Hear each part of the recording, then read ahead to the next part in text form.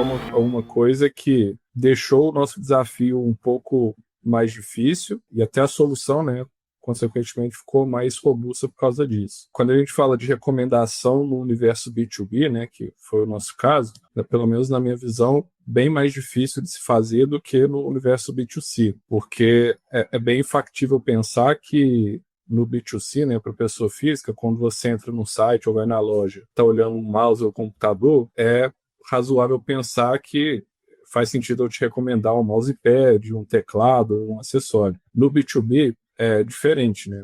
Não tem essa relação direta entre os produtos. Ou seja, se o meu cliente está me comprando o Leite Ninho, pode ser que não tenha nenhuma relação com ele querer comprar o Toddy ou não.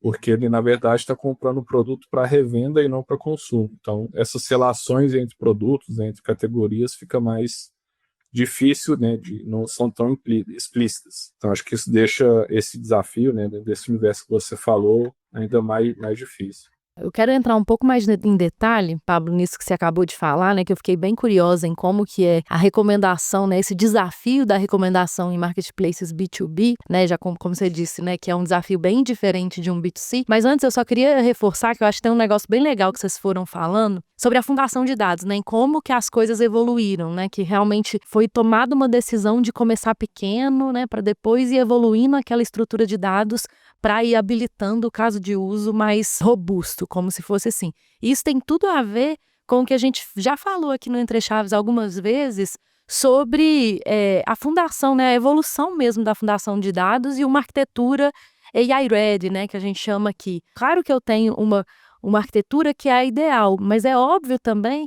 que eu não consigo chegar no que é ideal de primeira, porque senão eu vou ficar evoluindo tecnicamente pela tecnologia, né, simplesmente, sem que o negócio esteja do meu lado para falar assim, ó, eu tô vendo valor na entrega. E pelo que vocês foram falando, desde o início já tentaram habilitar o valor de ser entregue. Claro, no início talvez foi um valor que foi um MVP, né, talvez um MVP de verdade, né, mas foi um valor talvez um pouco menos assertivo do que poderia, mas já foi um valor, que aí, né, enfim, é aquela coisa, né, que a gente também pode falar, que quando eu vou melhorando a minha fundação, eu vou habilitando casos de uso mais complexos. Quando eu vou habilitando casos de uso mais complexos, eu vou vendo possibilidade de melhorar a minha fundação. Então isso acho que é bem legal e tem tudo a ver com muita coisa que a gente já falou aqui no Entre Chaves sobre essa arquitetura, né, AI-ready, né? E é nesse ponto que eu acredito que é a razão de que muitos data lakes falham, né?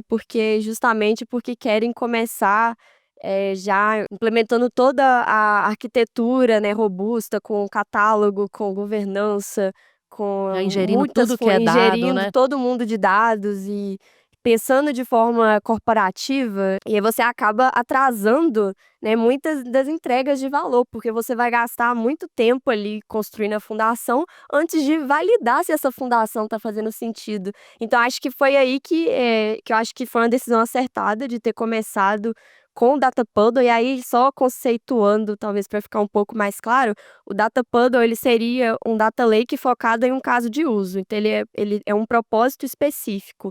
Então, normalmente, você não vai se preocupar tanto com a robustez da sua arquitetura, com o data serving, porque você só vai servir um caso de uso.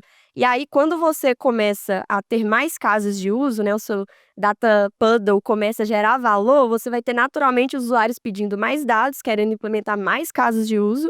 E aí você tem o Data Pond, que seria um conjunto de Data Puddles. Com mais usuários utilizando o seu Data Puddle, você precisa se preocupar com governança, catalogação, com modelagem, com variação, com tolerância a falhas. À medida que você vai ingerindo dados, até que não vão ser utilizados de forma imediata, você começa a se preocupar com self-service, porque vai ter muitas pessoas consumindo, e aí sim você tem o nascimento de um data lake de forma orgânica. Então, eu acho que se a gente tivesse caído nessa armadilha, né, vamos começar um data lake corporativo para o Martins, para poder construir o nosso motor de recomendação, a gente vai ficar talvez um ano trabalhando nisso e não ia ter um motor de recomendação funcionando.